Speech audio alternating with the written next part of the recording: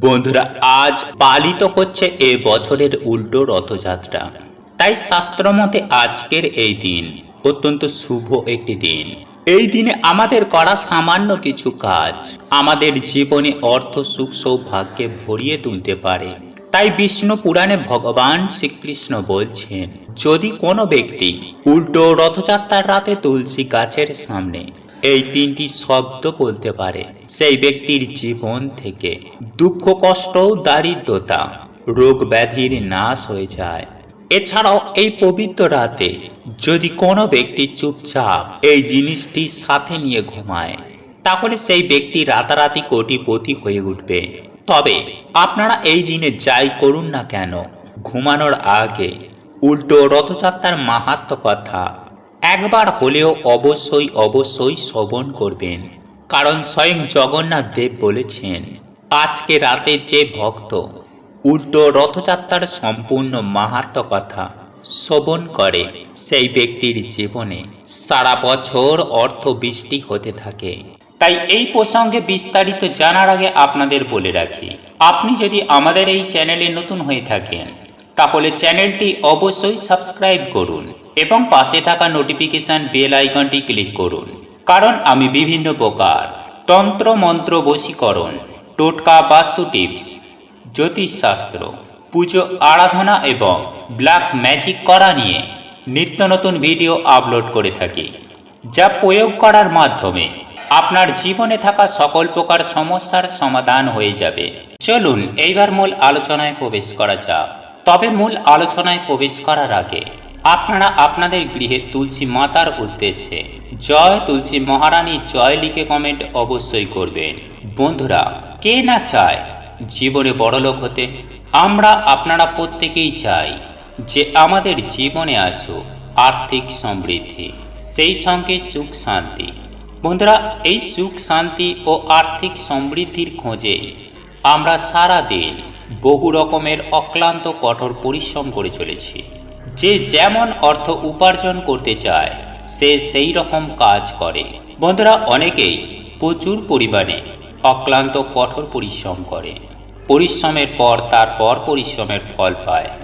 কিন্তু আবারও কখনো কখনো দেখা যায় যে পরিশ্রমের ফল ঠিক মিলছে না। পরিশ্রমের ফল ঠিক না মেলার জন্য জীবনে আসে বাধা বিপত্তি।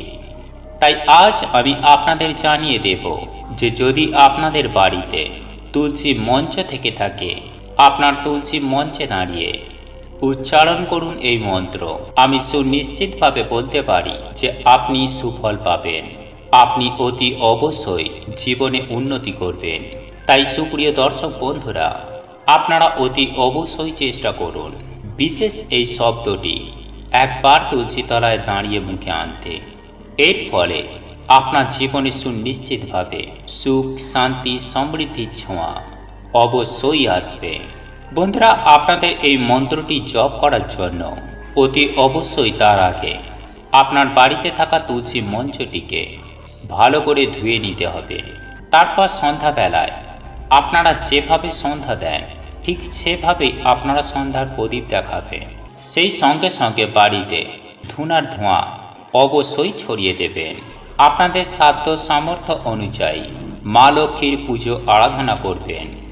তারপর আপনার পুজো আরাধনা হয়ে যাবার পরে আপনি আপনার তুলসী তলায় মাতা তুলসী মহারানী ও মা লক্ষ্মীর উদ্দেশ্য করে এই শব্দটি তথা এই মন্ত্রটি আপনারা জপ করতে পারেন। তাই শ্রদ্ধাচরণে এই মন্ত্রটি জপ করুন।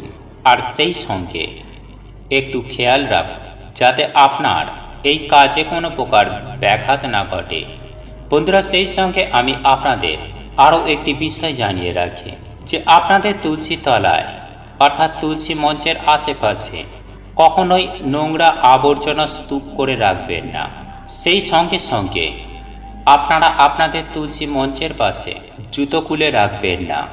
অনেক সময়ই দেখা যায় বাড়ির উঠানে তুলসী মঞ্চের আশেপাশে হুটহাট করেই জুতো বা চপ্পল খুলে রাখেন।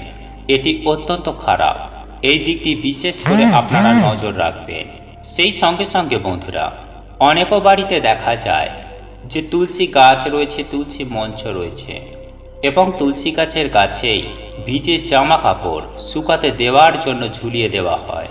বন্ধুরা, এই পরনের ভিজে জামা কাপড় যাতে না এই তুলসী গাছের স্পর্শ হয় সেই দিকটিও অতি অবশ্যই খেয়াল রাখবেন।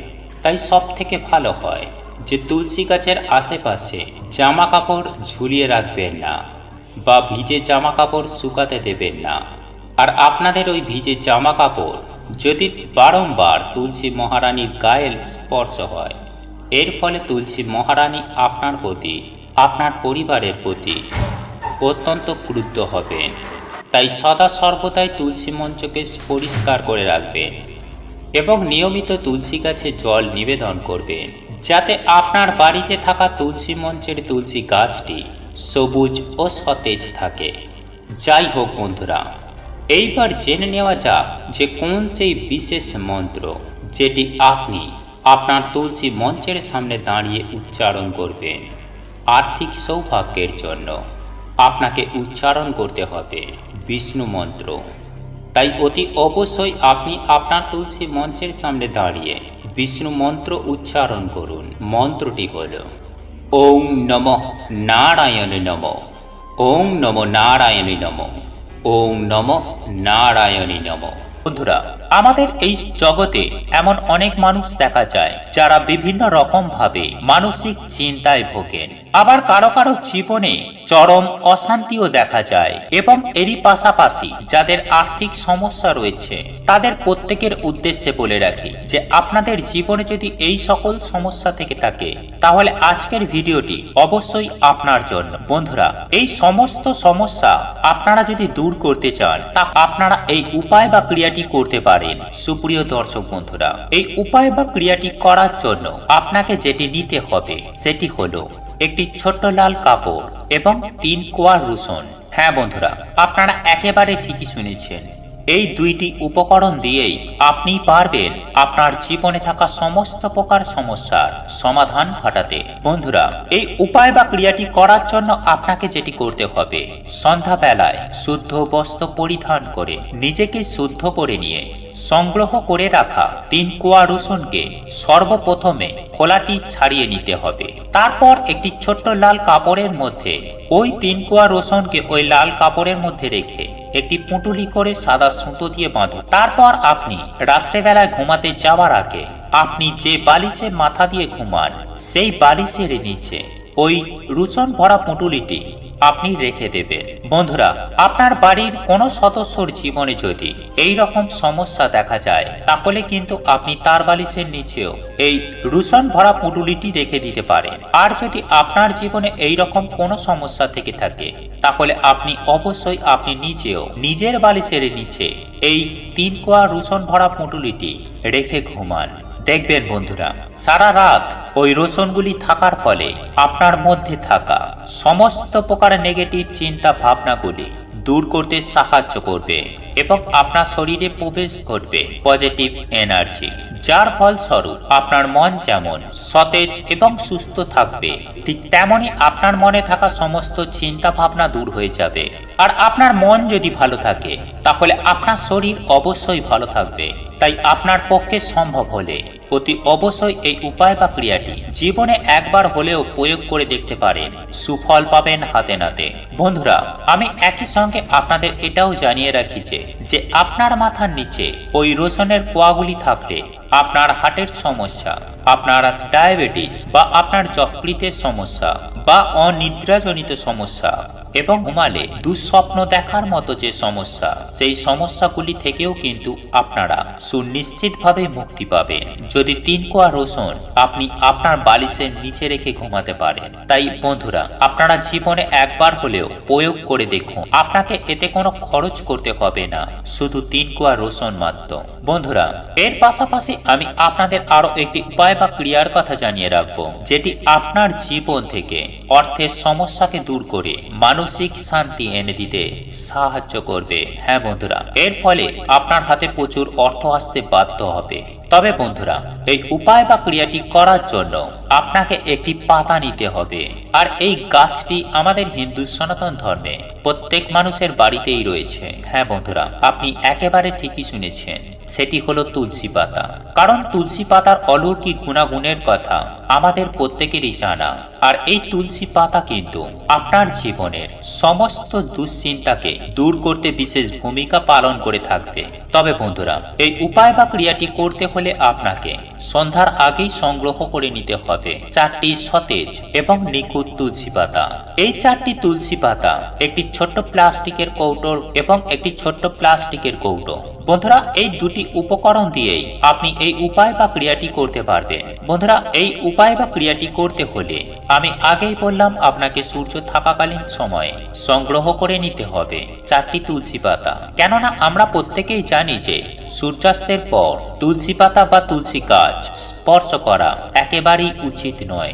তাই সূর্য অস্ত যাবার আগে আপনাদের 4টি তুলসী পাতা সংগ্রহ করে নেবেন। তারপর শুদ্ধ বস্ত্র পরিধান করে ওই তুলসী পাতাগুলি সর্বপ্রথম আপনি গঙ্গা জলে শুদ্ধ করে ভগবান শ্রীহরির চরণে নিবেদন করবেন। বন্ধুরা, আপনার বাড়িতে যদি ভগবান শ্রীকৃষ্ণ বা রাধারানীর ছবি বা মূর্তি থেকে থাকে, তাহলে তার চরণে এই তুলসী পাতাগুলি নিবেদন করবেন এবং করজোড় করে আপনার সমস্ত মনোবাঞ্ছার কথা জানাবেন এবং এরপর তাদের চরণ থেকে তুলসী পাতাগুলি সংগ্রহ করে ছোট্ট ওই প্লাস্টিকের কৌটোর মধ্যে ভরে আপনি রেখে দিন আপনার বালিশের নিচে।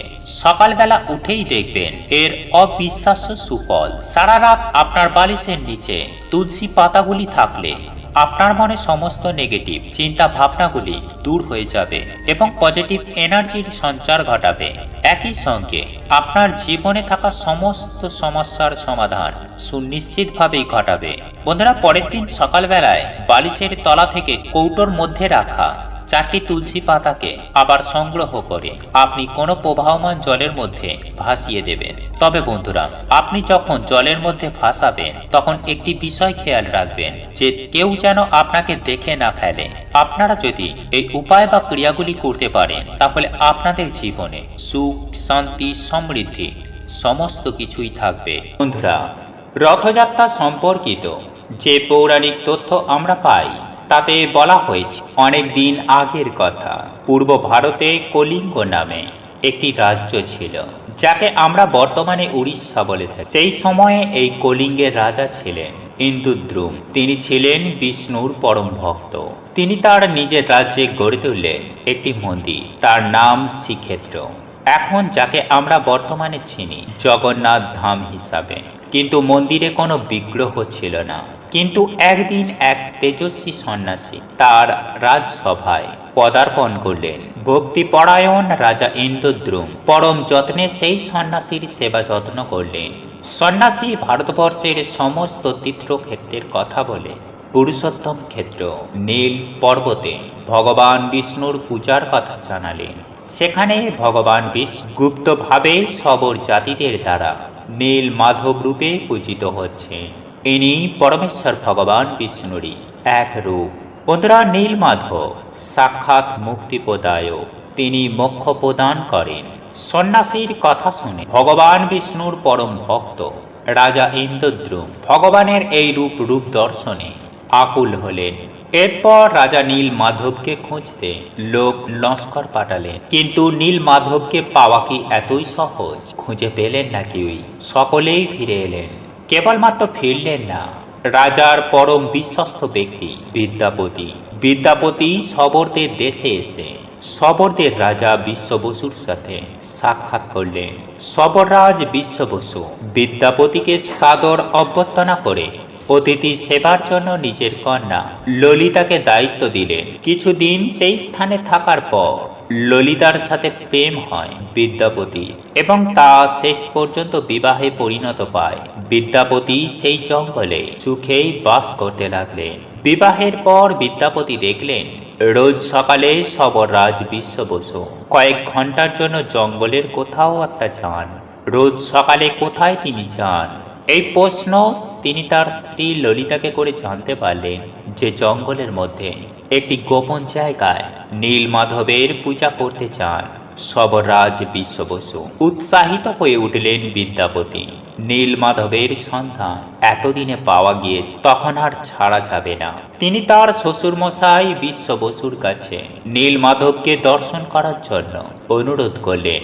বিশ্ব বসু প্রথমে রাজি না হলেও অবশেষে মত দিলেন। তবে শর্ত দিলেন যে বিগ্রহ পর্যন্ত চোখ বেঁধে যেতে হবে বিদ্যাপতিকে। বিদ্যাপতি তাতেই রাজি হয়ে গেলেন, কিন্তু বিদ্যাপতি একটি বুদ্ধি করেন।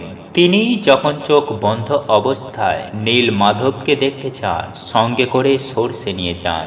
হাতে এক মুঠো করে সর্ষে নিয়ে সারা রাস্তায় ফেলতে ফেলতে যান। এই সমস্ত কাজ বিশ্ব বসুর অগোচরেই সম্পূর্ণ হয়। বিদ্যাপতির উদ্দেশ্য ছিল নীলমাধবকে পুরীতে নিয়ে যাওয়ার। এতদিনে নীলমাধবের সন্ধান পাওয়া গেছে। এতদিনে এই খবর তিনি রাজা ইন্দ্রদ্যুমের কাছে পাঠায়। রাজা ইন্দ্রদ্যুম সৈন্য সামন্ত নিয়ে নীলমাধবকে দর্শন করতে গিয়ে শুনলেন নীলমাধব অন্তর্ধান হয়েছে। রাজা ইন্দ্রদ্যুম খুবই দুঃখ পেয়ে ভাবলেন, প্রভু দর্শন যখন পেলাম না, তখন এই জীবন রেখে আর কি লাভ। অনশনে তিনি পান ত্যাগ করার মনস্থির করলেন। এই সিদ্ধান্ত নিয়ে রাজা ইন্দ্রদ্যুম কুশয্যায় শয়ন করলেন। আর তখনই দৈববাণী হলো, হে রাজন, তোমার পান ত্যাগের প্রয়োজন নাই। এই স্থানে তোমার মাধ্যমে ভগবান জগন্নাথ দেব দারু বম্বরূপে পূজা পাবেন। সমুদ্রের জলে ভেসে আসবে যে কাঠ, সেই কাষ্ঠখণ্ড থেকে তৈরি হবে বিগ্রহ। শেষ পর্যন্ত দৈববাণী সত্য হলো। সমুদ্রে ভেসে আস জগন্নাথ দেবের বিগ্রহ নির্মাণে কাঠ, হাজার হাজার হাতি ঘোড়া সেপাই লোক লস্কর নিয়েও সমুদ্র থেকে সেই কাঠ তোলা গেল না। একদিকে ধরলেন সবররাজ, আর অন্যদিকে ধরলেন ব্রাহ্মণ পুত্র বিদ্যাপতি। জগন্নাথ দেব এর দ্বারা বোঝালেন তার কাছে ব্রাহ্মণ বা সবর কোনো ভেদাভেদ নেই, সকলেই সমান। মহারাজ এরপর তার কারিগরদের লাগালেন মূর্তি গড়তে। কিন্তু সেই কাঠ এমনই পাথরের মতো শক্ত যে ছেনি, হাতুড়ি এই সমস্ত কিছুই ভেঙে গেল, কিন্তু ভগবানের মূর্তি হলো না। তাহলে উপায় কে? মূর্তি গড়বে কে? মহারাজের আকুলতা দেখে বিদ্ধর বেশে হাজির হলেন স্বয়ং বিশ্বকর্মা। তিনি গড়বেন মূর্তি, তবে শর্ত দিলেন যে 21 দিন আগে নিজে দরজা না খুললে কেউ যেন তার ঘরে না আসে। শুরু হলো মূর্তি গড়ার কাজ। দরজা বন্ধ করা অবস্থায় এই মূর্তি তৈরি হতে লাগলো।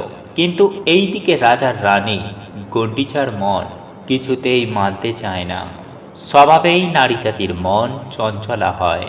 রানী গণ্ডিচা ভাবলেন, এই বদ্ধ দরজা একবার খুলেই দেখি কেমন হচ্ছে ভগবান শ্রী বিষ্ণুর বিগ্রহ। এই ভেবে মহারানী 14 দিনের মাথায় শেষ পর্যন্ত কৌতূহল নিবারণ না করতে পেরে দরজা খুলে দিলেন।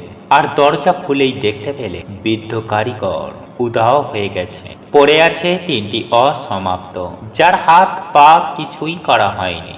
অনুশোচনায় আরো ভেঙে পড়েন রাজা ইন্দ্রদ্যুম এবং রানী গণ্ডিচা। সেই দিনেই রাজা ইন্দ্রদ্যুমকে স্বপ্নাদেশ দিলেন স্বয়ং প্রভু জগন্নাথ দেব।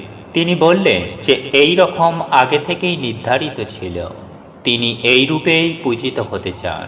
আর এরপর থেকেই ভক্তদের মধ্যে জনপ্রিয়তা লাভ করে প্রভু জগন্নাথ দেব। এইবার আসা যাক রথের কথায়। বন্ধুরা, প্রভু জগন্নাথ দেবের প্রধান অনুষ্ঠান হলো এই রথযাত্রা। এই দিন দাদা বলরাম এবং বোন সুভদ্রা মাসির বাড়ি যান প্রভু শ্রী জগন্নাথ দেব। মাসির বাড়ি অর্থাৎ রাজা ইন্দ্রদ্যুমের পত্নী গণ্ডিচার বাড়ি। সেখান থেকে আবার 7 দিন পর আবার মন্দিরে ফিরে আসে প্রভু জগন্নাথ, আর এটাকেই মাসির বাড়ি যাওয়া বলে। পরপর 3টি সুসজ্জিত রথে চেপে মাসির বাড়ি উদ্দেশ্যে যান প্রভু শ্রী জগন্নাথ দেব। এই যাওয়াকে সোজা রথ, আর ফিরে আসাকে উল্টো রথ বলা হয়। রথের দিন পরপর 3টি রথ যাত্রা করে মাসির বাড়ি। প্রথমে যায় বলরামের রথ, তারপর সুভদ্রা এবং সব শেষে প্রভু জগন্নাথ দেবের রথ। রথে চেপে এই গমন প্রত্যাগমনকে সোজা রথ ও উল্টো রথ বলে। বন্ধুরা, এই ছিল প্রভু জগন্নাথ দেবের রথযাত্রার কাহিনী বা মাহাত্ম্য।